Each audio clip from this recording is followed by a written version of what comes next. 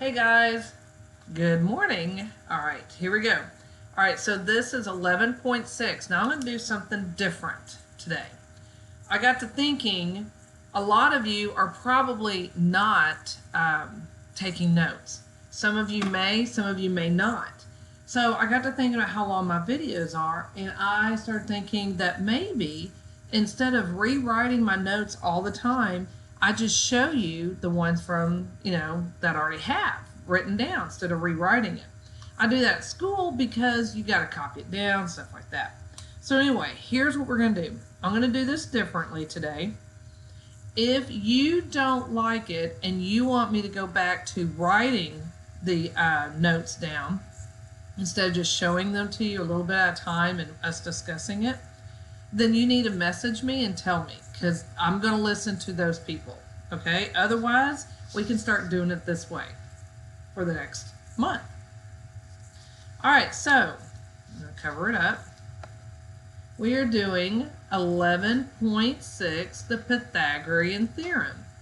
Now, I have to tell you what's a little funny thing. I don't know why it's funny, but I was telling Allie tonight what I was teaching y'all, and she said she loved the Pythagorean theorem. And what's interesting about that is Mrs. Stahl loved the Pythagorean theorem. So clearly, Allie and Mrs. Stahl have a lot in common. Okay, they're both math nerds.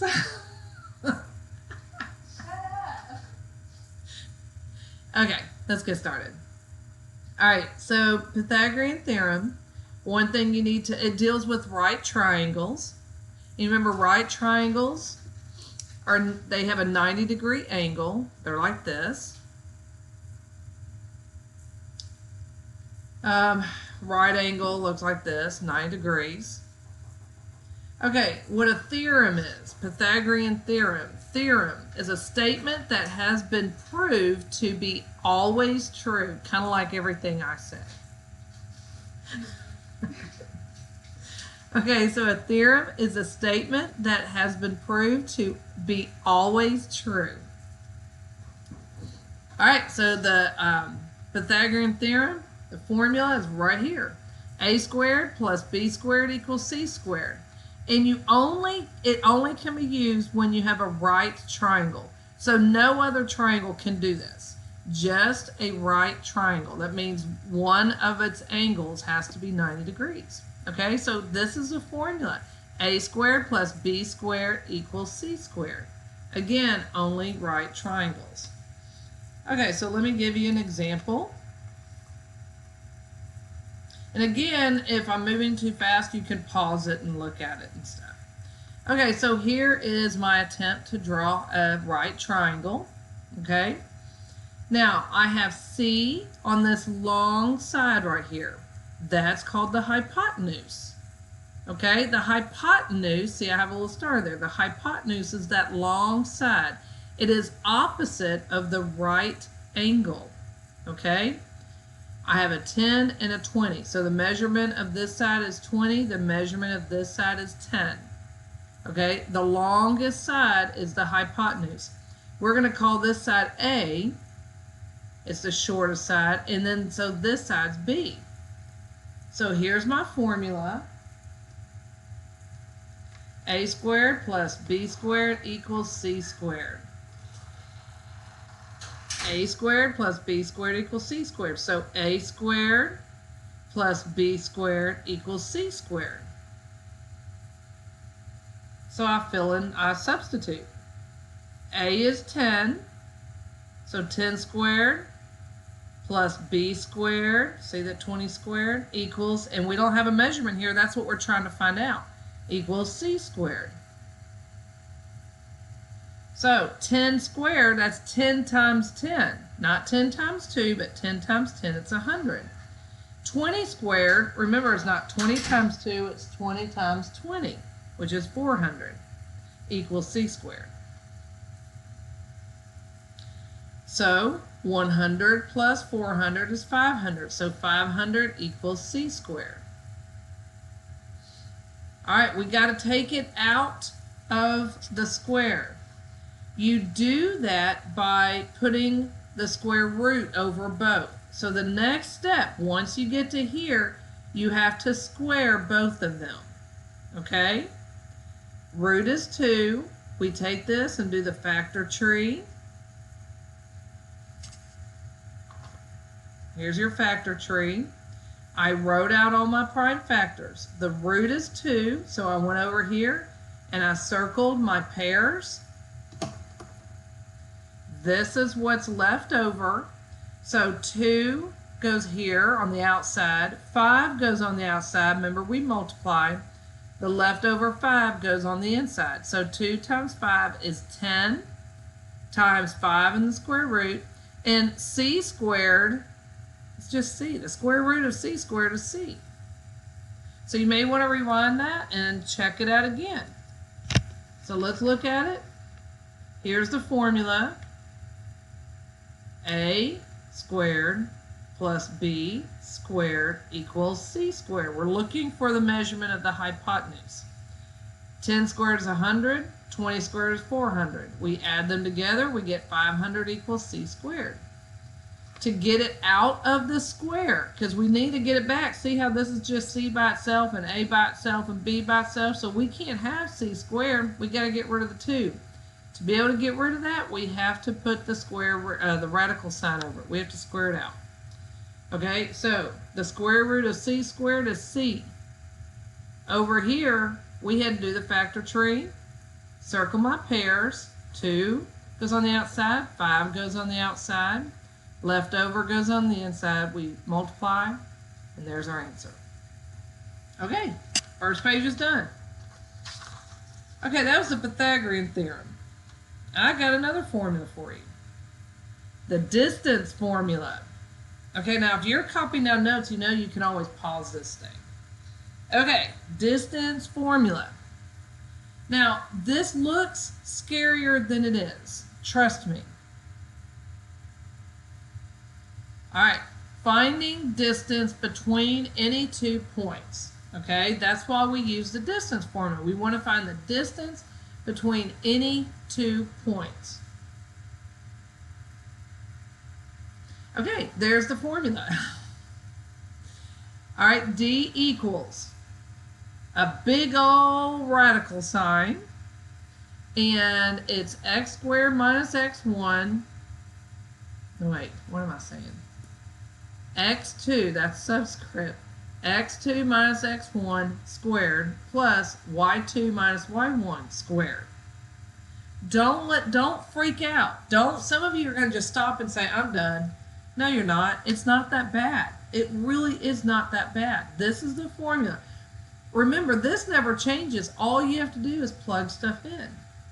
So, let's say you're given these 2 points, 2, 1, and 5, 1, and they want you to find the distance between them. Okay, no, we don't whip out a ruler or anything and measure it. So, remember, x1, y1, x2, y2. Please write that down. Okay, don't be lazy. It helps, and y'all know it does. x1 and y1 is for the first point. x2 and y2 is for the second point. 2 is your x, 1 is your y, 5 is your x, 1 is your y. Y'all know that. Now we just plug it in. x2 is 5 minus, don't forget, you got to have that minus there. Always, always, always. So, x2, 5 minus x1, 2. So, this should look familiar. Do you remember y2 minus y1 over x2 minus x1? That was the slope. Remember the slope when they gave you 2 points and you had to find the slope? We did this. It was just different. You know, it looked different. But it was still y2 minus y1 over x2 minus x1. So you've done this part. All you need to do is plug it in into this new formula. So x2, 5 minus 2, plus, and see how it's squared, plus This is going to be your y2. So 1 minus 1. And then we square that in parentheses. So the first thing we do is 5 minus 2 and 1 minus 1. That's what we get. 5 minus 2 is 3 and it's squared, plus 1 minus 1 is 0 and it's squared. So you may want to pause this and look. See, it doesn't look so bad now.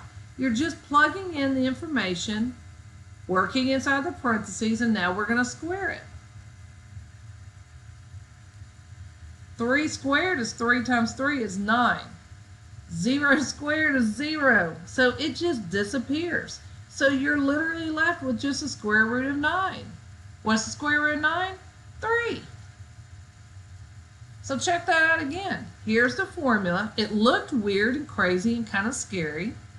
Given 2 points, which you've done before, label them so that you're visually you won't mess up if you do this, because it's kind of backwards. So make sure you put that on there, because it takes some of the stress off your brain. So x2 minus x1, 5 minus 2, and then square, plus y2 minus y1, 1 minus 1, square. 3 squared, 0 squared. 0 squared is nothing. We're left with 3 squared, which is 9. Square root of 9 is 3.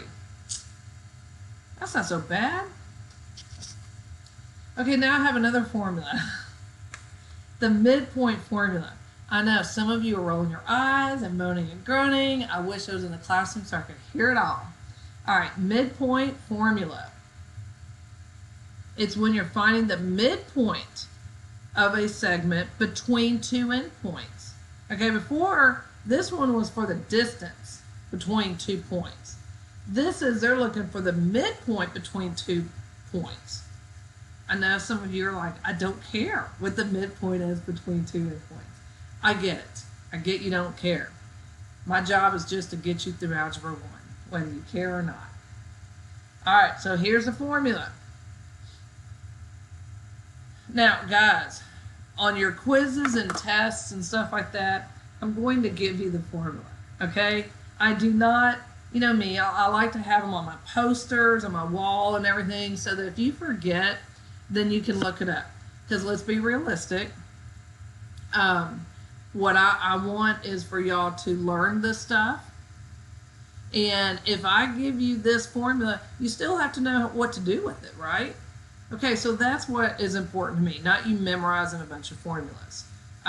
Just how to perform the operation there, okay? So I plan on giving it to you, so don't worry about that. So to find the midpoint, yeah, you're going to have to know when to use it too. Okay, so x1 plus x2 divided by 2, comma, y1 plus y2 divided by 2. All right, so what does this look like? It's not like this where there's a plus in between them. This is a parenthesis with a comma in between. And we're looking for the midpoint between 2 points. Basically, you're looking for a coordinate, x and y. This is going to represent the x. This is going to represent the y. See the comma in parentheses? So you're looking for an x and y. That's it. Here, you're looking for distance. This, you're looking for an actual point, x and y. All right, so here we go. Example, given 2 points, -3 and 1 and 5 and 4, find the midpoint. Yes, and I hope some of your parents are listening. You need to label these x1 and y1, x2 and y2. It keeps you from making mistakes. It's a visual thing. All right, here we go. Move this up a little bit. All right, so there is my formula, and I'm just going to plug it in. So it's x1 plus x2. x1 plus x2 divided by 2, comma, y1 plus y2, y1 plus y2 divided by 2. So negative 3 and 5 is 2 over 2, comma, 1 plus 4 is 5 divided by 2. What's 2 divided by 2? 1. And this right here, notice what I have here. This right here, this 5 over 2, you could leave it like that. Because I'm not going to have you graph anything. So you can leave it like this. You could put it as a mixed number or a decimal. I don't care. If you get to any of these, you know what you're doing and you solved it correctly. If we were graphing it, you would probably want to do one of these two.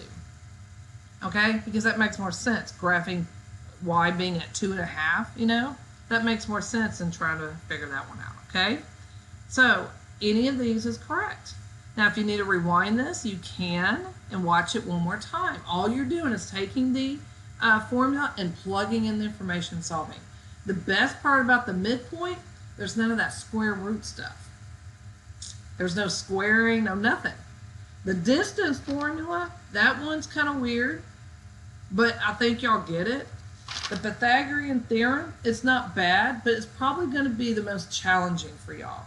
Okay, I don't think the other two really will, because all you're doing is using the same formula over and over again, just plugging in the information. Okay, all right, so let's get started on some examples. I have literally one page for examples. That doesn't look right. 3 examples? Yeah, I've only given 3 examples over the last several years of doing this. So I guess only 3 examples and you're good to go.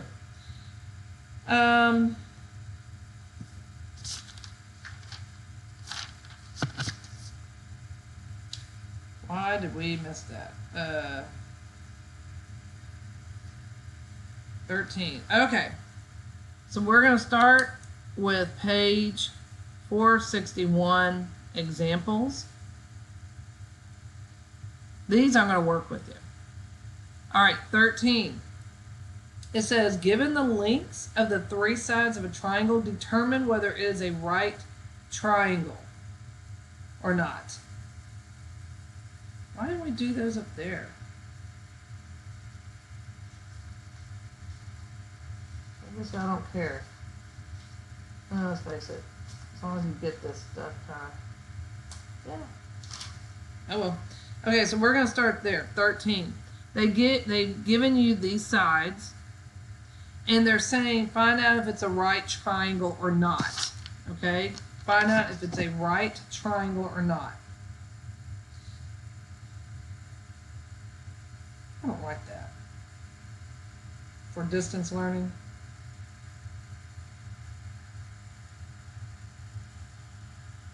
I'd rather do the first part.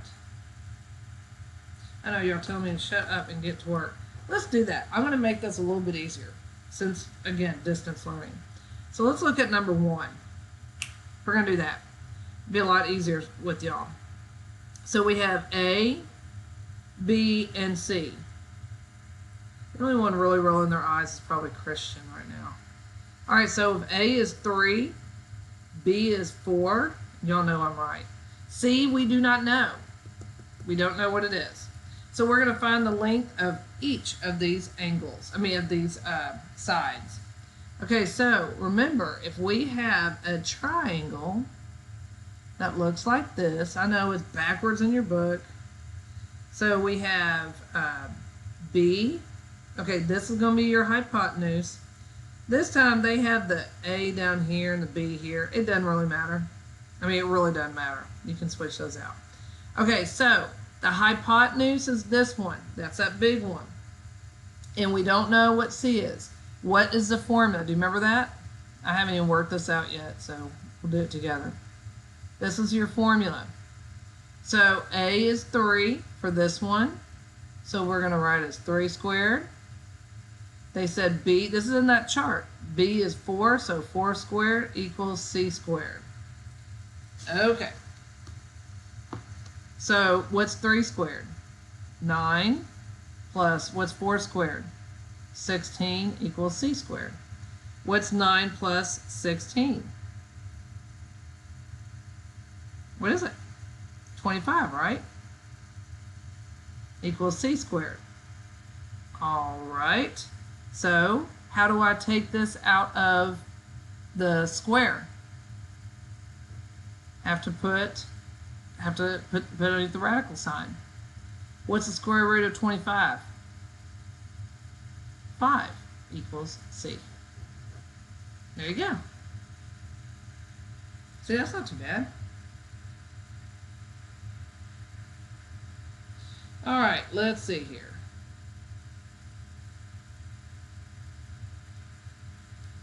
Yeah, I don't want to mess you up too much.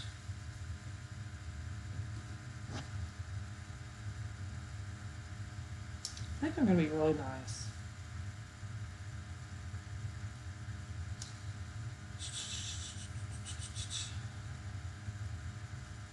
I don't want to confuse y'all.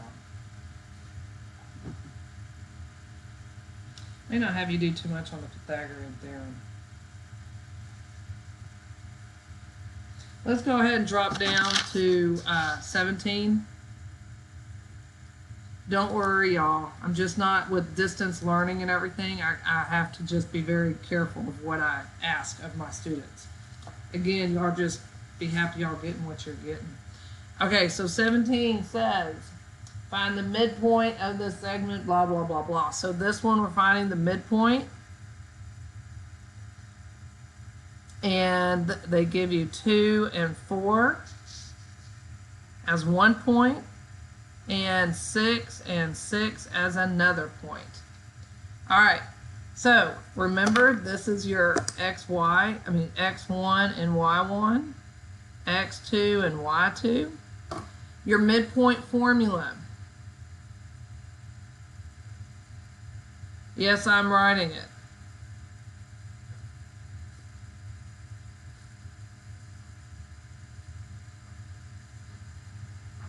Okay, now we just plug in the information. x1 is 2 plus 6, see, divided by 2, comma, y1 plus y2 divided by 2. All right, 6 plus 2, 8 over 2, comma, 4 plus 6, 10 over 2. What's 8 divided by 2? 4. 10 divided by 2? 5. Not too bad. That's midpoint. Kind of self-explanatory, yes? All right, 21. That's why I'm not doing a whole bunch, because y'all can go back to that and pause it and look at it, unlike in class. All right, so 21 is going to be another example of distance. I don't know what I'm going to have y'all do for Pythagorean theorem right now. I don't want to make it too hard on y'all with y'all's situation. I want y'all to be happy that you're home and I'm not giving you the hard stuff. Okay, 21. So your 2 points are 3 and 4 and 0 and 0. All right, make sure you do your x1 and y1 so that you know what you're doing. It looks like an owl. Okay, your formula is D equals, and I'm going to write this first, x2 minus x1 squared plus y2 minus y1 squared. Now put your big old radical sign, like that. Okay, let's start plugging it in. D equals, and do the parentheses first, and then do your radical sign. x2 is 0 minus x1, which is 3, squared, plus y2, 0 minus y1, 4, squared. There you go. All right. So what's 0 minus 3? Negative 3 squared. Plus, what's 0 minus 4? Negative 4 squared.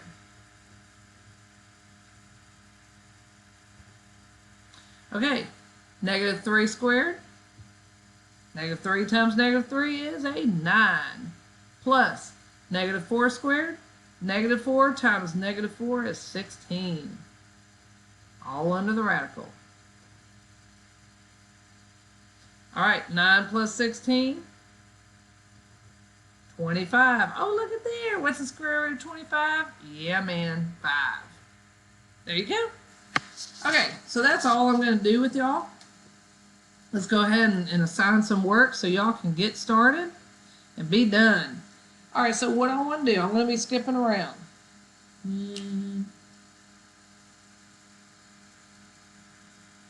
I want you to do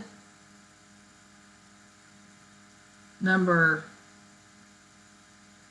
3 and 4. I'm going to make this nice on you. Then I want you, yeah, forget 13 and all that good stuff. That's just weird. That's too hard for y'all right now. I'm not saying y'all can't do it. I'm saying I'm not with you when you're doing it. And to be able to explain it to you again or something like that, if you had trouble on texting and everything, it would be a nightmare. And I don't want to do that to some of y'all's parents that are sitting there with you. Okay, so 18, I want you to do some midpoint distance because I think you guys can handle that. So that's 1, 2, 3, 4, 5, 6, 7, 8.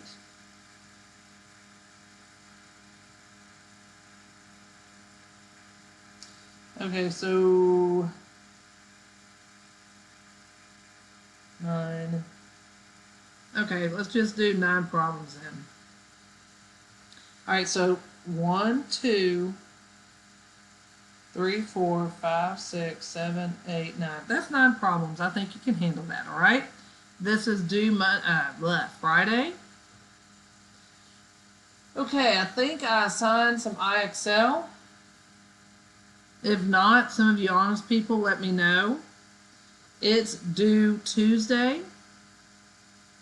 And you have a test, your Chapter 11 test will be Wednesday.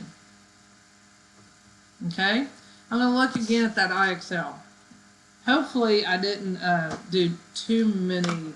I mean, I may have to adjust it after this lesson, after looking at it, because it's not normal with y'all being away. So anyway, okay guys, take care. I'll see y'all later. Bye y'all.